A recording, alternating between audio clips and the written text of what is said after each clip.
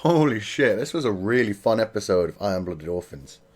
And the weird thing is, they're still at that stage where they're getting lucky.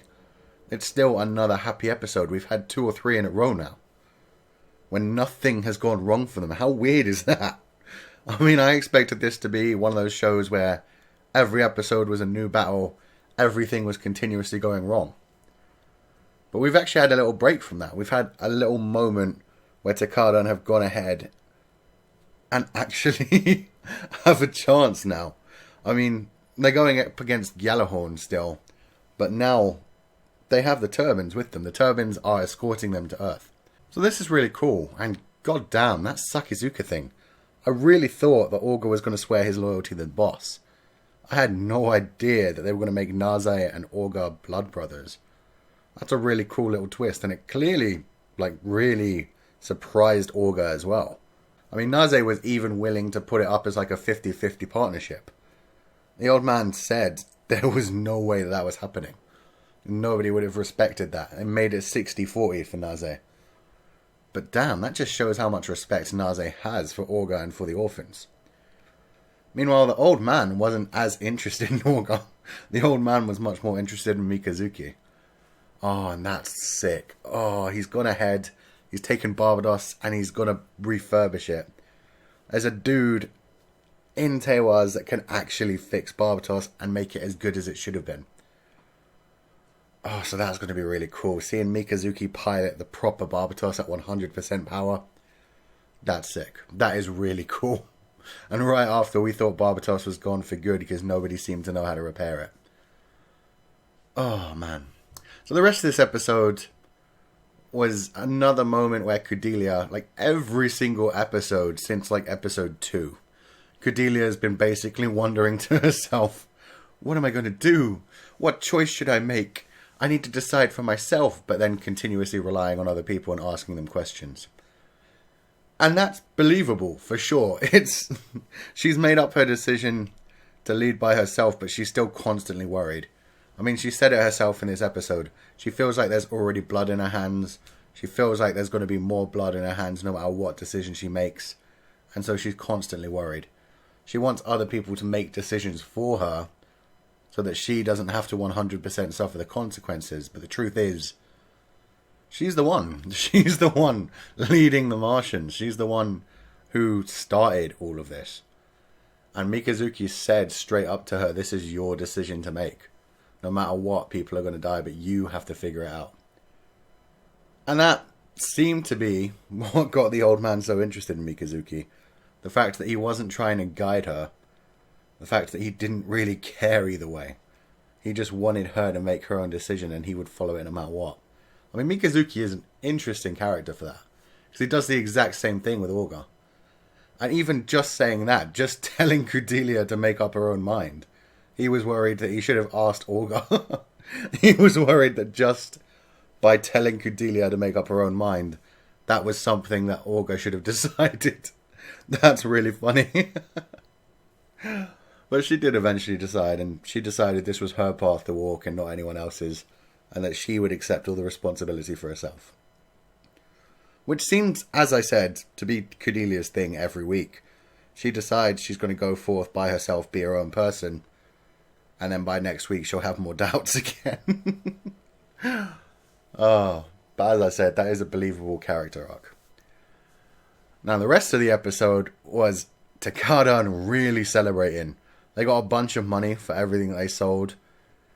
And instead of just keeping it and being smart with it, as Biscuit said they should, Augur went straight ahead and said, nah, it's time to party. And they did kind of need that. They've been forced through battle after battle. They haven't wanted to do this. They've completely left their home. They've had a really bad time for the last month or so, is what I'm saying. And they needed a break. They needed to celebrate. So for the kids, they just got them a bunch of sweets. For the older ones, they went out to a bar and drank. And some of them seemed to be trying to pick up women. I mean, we didn't actually see that. But we see one of the dudes managed to oversleep. And he has this smug smile on his face. And says quite happily to the repairman, I worked up quite a sweat. And I can only guess that he actually did manage to take a woman home. And at the same time, the blonde dude, who I at one point thought had robot hands, but clearly does not, looked away in a kind of ashamed and annoyed way. So that's given me a new theory about the little blonde dude. Like, he looked at his hand after it was grabbed by this dude. I'm wondering if this blonde dude isn't actually gay and into this other guy. And that's why he reacted so poorly when the other guy made it so clear he'd brought a woman home. Might not be. It might just be the blonde kid is weird and just doesn't like social interaction. That's my new theory for now. And that would make him quite an interesting character. I mean, he has been surrounded by boys his whole life. He hasn't seemed as interested in Nase's women as most other men have. I mean, Eugene and Akihiro are just straight up like, no, we don't care about women. That doesn't mean that they care about men. It's just that they're not interested in the women. They're interested in surviving and getting to Earth. And there were some great character building bits in this episode, like all over the place. That's what I love about Iron Blooded Orphans. You can talk about it for so long because there is just so much that goes on. Every other minute somebody's getting a moment that shows what kind of personality they have. We had the little kid in this one, like one of the oldest of the youngest group of children. He was stealing like all the pastries, like keeping them all to himself. The slightly older one who thinks he's in charge of all the younger children was berating him for it. But it turned out he'd actually been hiding them away. So that the next time the younger children are in a bad mood and are having a bad day or just grumpy, he can actually just give them a bunch of sweets and cheer them up. So it shows that everybody in Tekkadan at this point is seeing each other as family. They're trying to be the stronger one for each other. They're trying to look out for another. And that's really cool. They're becoming a proper little family unit. Oh, that was another great moment as well. Akihiro. When he heard Olga say that they were a family, Akihiro was clearly so content with that. And he really isn't the type of person to go to a ritual, but he showed up for Olga's drinking ritual. He was only about half dressed properly for it, but he made sure that he was there and said it was a big moment for the family. He's happy to finally have a family, basically. I mean, he was, what did they call them? Human trash? Human refuse? Something like that. Basically a traded around slave. And now he feels like he has a family and he wants to protect them. Which is why he's constantly training the mobile suit fighting game against the blonde twin tail chick. So I love pretty much all of these characters at this point. Every one of them is showing little points of growing and developing and becoming interesting. But Gjallarhorn are back after them, and so shit's going to hit the fan very soon. Gjallarhorn, like, we had a little discussion moment. They made it clear that they had been on a mission and now they're back and they're going to try to track down Tekkadan and take them out. Of course, now Tekkadan has backup, so it should be more of an even fight. And especially since Barbatos is actually going to be at full power. This is going to be sick. But again, Gjallarhorn, they're doing this whole thing. With those characters, they feel like they've been trapped in time again. I mean, Iron, I really like his design. I really like his motivation. But it seems that every time you see him, he's just thinking about Lieutenant Crank and looking at that gemstone that he left him. I mean, there's nothing too bad about that. He would be quite concerned about it, but we don't need to be reminded every other episode about Lieutenant Crank and how he died. Ugh, man. But we did get to hear that Farid's marriage is coming up very soon, and that should be interesting. If Gjallarhorn don't take out Tekkadan before they get to Earth, which I don't think they will, then we'll actually get to see Farid's marriage to a child. I really want to see what his bride looks like.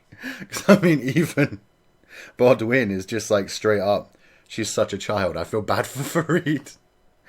And Farid is such a mature dude. And, oh, man. I want to see it. I want to see it. It will be hilarious. So the only other thing I want to talk about in this review is the boss of Teiwaz. He is amazing. I find it hilarious how pretty much everything around him is all Yakuza style. Like, they've got the Japanese style everything. They're using Japanese letters. But they're in a very Western area. And when he offers the children snacks, he offers them cannolis. And that's all mafia, like Italian, Sicilian kind of stuff. So I like that. They've taken the two biggest crime families in the world and combined them for this one guy. But he's such a chill dude. I mean, he's quite happy with the business idea of working with Tekkadan. He's quite happy with Cordelia making her own choice, and I just don't get him. I don't get his motivation. He just seems so content with everything. So he's a really cool character, and I want to know a lot more about him too. I wouldn't be too surprised if he was lying about all of this, but I don't know. He seems like a really cool guy as it is for now.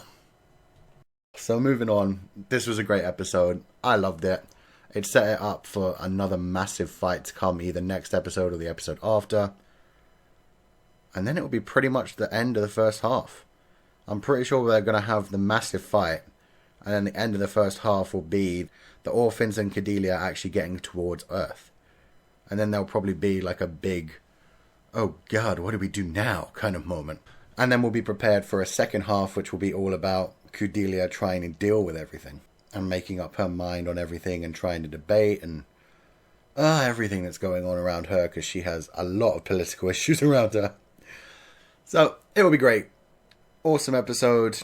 Could have used some more action, but it was just an amazing character building one. So let me know what you guys thought of this episode in the comment section below. And if you liked this review, wreck that like button like you mean it. Subscribe if you haven't to see more. And I will see you guys next time.